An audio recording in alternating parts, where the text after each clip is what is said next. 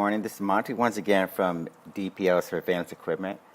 Back at it again as usual, doing my morning chores, wiping down my car, getting a few things squared away and out of the way as usual. I think mornings are a good time to reflect on what you want to do, particularly throughout the day, and evaluate, your priorities and see what's happening. Phone calls that need to be made, interactions with business partners or whatever needs to be done. It's nothing like evaluating those things early in the morning if you can. Now, for those of you who are working for someone else, it's a different story. You have to probably scoot off and get off to work and hit the freeways or something, and you have a little bit less flexibility. So this podcast is for you wage earners, people who are going to work and hourly workers and such. But before we get into that, I just want to say my name is Monty Henry. Again, I'm owner of DPL Surveillance Equipment. We're a full-service surveillance and security equipment company. We have lifetime guarantees and warranties on all the products, 24/7, 365 tech sales and customer support. The largest inventory of items. Not only can you buy, but you can rent as well. And we have a huge number of demonstration videos in our video library. I created this video library just for you guys, so you can see us demonstrate the products, see us or read about. We're not only in the library, but it's actually a multimedia type of thing where you got podcasts, you have blogs, you have articles, all sorts of different ways of getting information, of consuming information. All of it is free. But the videos cover me demonstrating the products, doing some it's cheesy acting out of scenarios where we're pretending to be customers, pretending to be salespeople, not so much salespeople, but just pretending to be helping people in their average everyday situations, learn about spy gadgets and learning about bug detectors and such. These are some of the things we're acting out. But you have to see it for yourself. Just go to the video library and see what we're doing over there. Try to be creative as much as possible. And educational is definitely what we're trying to do. Now, today's podcast is all about the wage earners, the people who are receiving a paycheck, and they look at, how it is. I used to do it 25 years ago, 30 years ago, working for corporate America. I worked for some of the largest companies, AT&T, Pacific Telephone, Pacific Bell, and all those guys.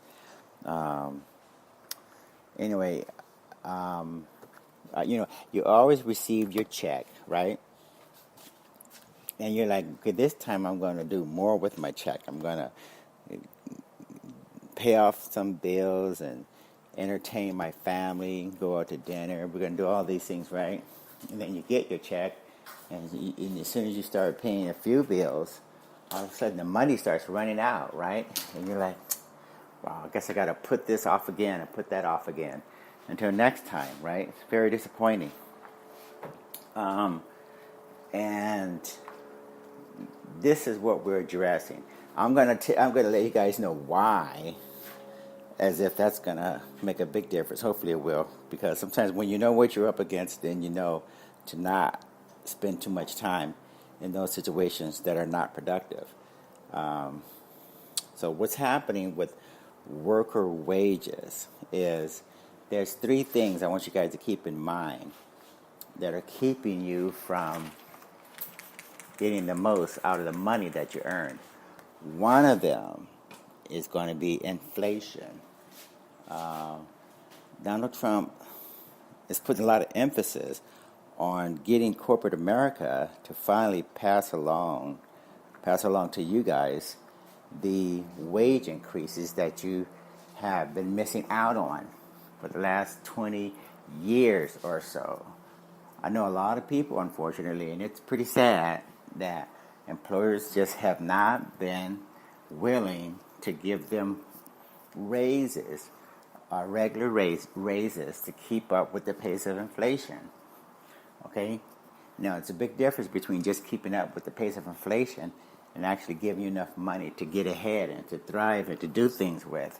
Okay? So when employers are that stingy and they don't even want to give you enough money to keep up with inflation, then that's a big issue. Now, speaking of inflation, inflation runs at 3 to 4% minimum annually. Every single year, inflation is eating away at your income to the tune of 3 to 4%, and that's stated inflation. That's not even considering the hidden inflation, whereby the consumer price index doesn't really reflect the true amount of inflation in the system. In other words, when you go and get your groceries, or you go fill up or get your gas, you get your certain things that you pay for every day, you know, without anyone telling you, that those things have actually increased more than 3 to 4%. They're a big difference. You can just look at the amount of groceries that you get in your bags. If you were getting 2 or 3 bags of groceries with the same amount of money, now you're getting half a bag of groceries with that same amount of money, okay? So that's how you can tell. That's why your wife and your girlfriend and people who actually do the shopping, they know the difference, okay? It's a big deal. And that's real inflation. That's not considering government statistics. That's what you know because you're out there purchasing these products.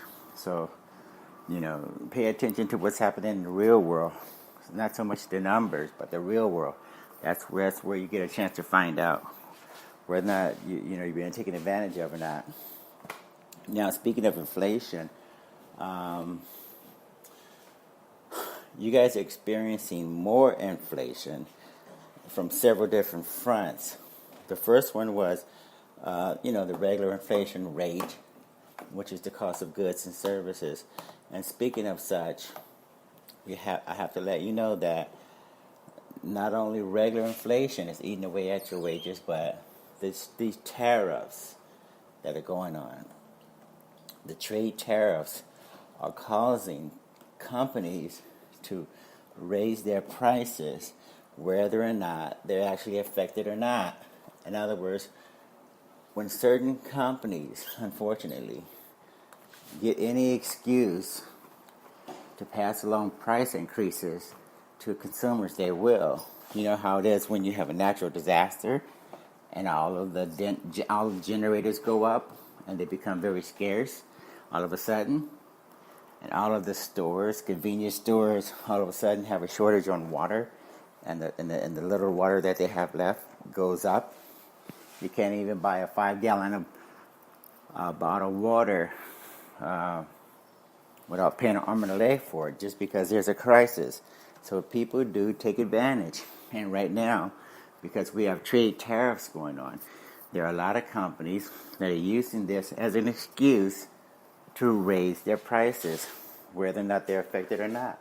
They just want to take advantage of this opportunity for them to raise those prices. Now, some of them have actually suffered cost increases, but a lot of them haven't. So I'm just letting you know that the trade tariffs are another source of inflation that's eating away at your wages. And right now, our farmers, for instance, are not exporting as much meat products, soybeans and such, to certain countries like China.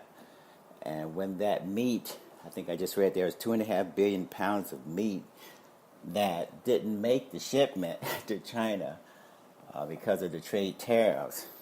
That means that a lot of meats and a lot of meat products sat around or whatever and just didn't make the next boat out. And I don't know whether or not they, have to divert it or dump it or whatever. But a lot of these farmers are definitely not making the types of money that they were going to make. And that means they have to eat those losses and sell those products at higher costs somewhere else. And that somewhere else could very well be in your local grocery store. So remember that the certain industries are definitely going to be hurting, and they definitely have to pass along those costs. And right now, farmers, they're supposed to get a welfare check of $12 billion. There's a certain thing called corporate welfare, and Donald Trump has figured out a way to reward those major agribusinesses, not small farmers, but the major agribusinesses and the conglomerate farming cooperatives. They're the ones that are going to get this money, this $12 billion, not your small farmer. Remember, a long, long time ago, there was such thing as small farmers competing and supplying food for America, to America. But they've been squeezed out for the most part. Now you have these major farming corporations that are dominating the industry. If you have millions and millions of acres of crops as a corporation, and the next guy only has hundreds or a few thousand, he can't compete, right? So guess who wins and who loses? The big guy wins and the small guy loses. Same thing in the farming.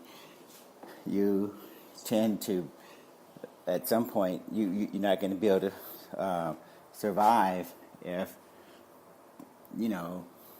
every farming family sells out to corporate farming interests. At some point, it becomes just another corporation, and it's hard to compete with that, right? So this is what's happening in the farming sector as well. And, excuse the noise, a lot of small families are going out of business, and the major companies are thriving. And Donald Trump has figured out a way to print some more money, $12 billion worth of fake money, and hand it out to those corporate farmers. So that just gives you an indication of how bad it is in that sector, because he created this trade tariff issue, and his solution is to print money and hand it out to the big farming interests, which makes very little sense, right? But anyway, that's the nature of things and how they're going nowadays. And the same thing is going to happen with some tax cuts for wealthy families. I just heard the other day on Bloomberg and some financial reporting stations that tax cuts are coming to the wealthy people. Now, in an environment where you already have $22 trillion trade deficits, or budget deficits, you typically don't want to give tax cuts to people when you can't even pay the bills that are already due. This is another thing that's eating away at your wages, the monetary inflation that's in the system. In other words, every time those guys print money to pay off farming companies, like $12 billion worth of printed money, that comes from somewhere, right? And then every time you cut your taxes, well, that's less tax receipts coming in from less people. And the big wealthy families, when they get their tax cuts, you think they're going to go to Walmart or Target and shop? Nope. They'll probably go into the stock market, and because they own corporate America, a lot of these wealthy families, they'll buy back stock and they'll increase dividends for shareholders. So this is a negative for those, for the economy overall. So again, these are things that don't bode very well for wage earners, because corporations, when they typically buy back their stock and increase dividends, that is the only ideal for them. The only effective use of that capital. So instead of hiring more people, instead of increasing wages or whatever, more realistically, I should say, they basically just go out and buy back that stock and increase those dividends. So anyway, I just want to let you guys know there's a few things that are eating away at your wages. Now, just like in the airline industry as well, those guys gonna have higher fuel costs, and passengers and such have to pay more money for those tickets, those airline tickets. When you go to the gas station, because Donald Trump is not talking about the impact of higher fuel costs for you guys and how that's going to eat away at the small wage gains that you got. So it's one thing for him to tell you guys you should celebrate because you're making more money. But but what he should do is say, I'm sorry, but the bad news is the gas prices are going to negate the increased wages or raise that you just got. In other words, we should be honest with ourselves on every front. That way we'll all know what we're up against. But I'll tell you, since Donald Trump is not telling you, when you go to the gas station and fill up, you're going to pay more money, okay, and to fill up your car. And that's going to offset the wage increases that you got, in addition to the inflation, in addition to the higher prices you got to pay for goods, for merchandise and clothing and food because of the tariffs. So you have at least those three things. And I'm going to throw in for a bonus. The Treasury, or United States government, is auctioning off more and more debt into the financial markets to try and keep the doors of the government open. And that means that as they sell more and more debt into the international markets, that's going to also have an impact on the value of the dollar, because less and less foreign investors are willing to buy that debt, which means now at some point the treasuries, those guys are going to have to go back into the market and print more money and buy back whatever they couldn't sell. Okay, so when you can't finance your deficits through using other people's money, at some point you go back into those markets with more printed money and you try to buy back that same debt that nobody was willing to take. So there seems to be a little lack of confidence as far as why foreign investors and such should buy government debt. So that's another thing. Just want to throw that in there as a bonus to let you know about things that impact your wages and the ability to take a decent amount of money home. Now, what is the solution? As you know, if you know me at all from doing these podcasts, I'm a big Bitcoin fan. I'm a big cryptocurrency fan. And considering that Bitcoin has been the best performing asset class for a number of years running, and during its inception, has made a lot of people wealthy, has opened the eyes of a lot of people. Forget about the amount of money for right now that you can make with Bitcoin. If you stay within the current system, you're supporting this system. If you step outside of it by having some Bitcoin in your portfolios and doing some transactions in Bitcoin, now you're supporting a new system. So if we can starve the old system, let's get rid of the bankers. Let's get rid of the greedy credit card companies. I've written article, made podcast after podcast talking about how Visa, MasterCard, and American Express are ripping you off.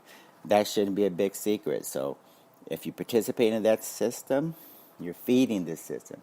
If you step outside of it, even little by little, then you're starving that system. And trust me, it makes a big difference when more and more people realize that you can't support a system that is hurting you. It's hurting your family, hurting the ability for you to retire in a decent fashion, go on nice vacation trips, and have nice cars and no debt, and more money than what you really need at the time.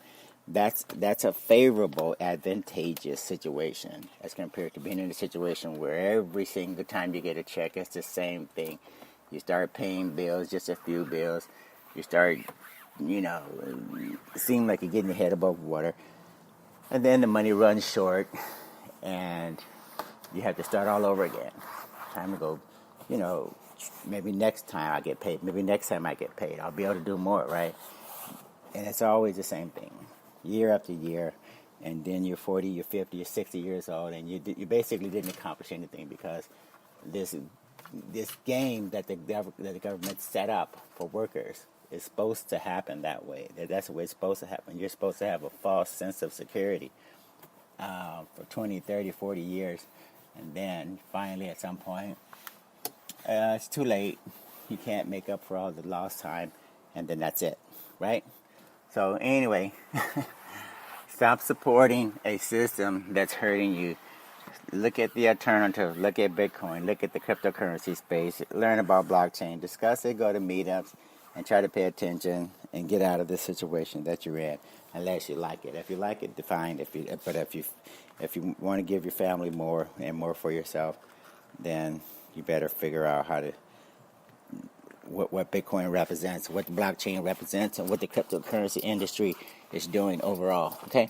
Anyway, as I usually say at the conclusion of every podcast, keep your eyes open, keep your ears open, and be safe out there. Okay? Take care. Bye.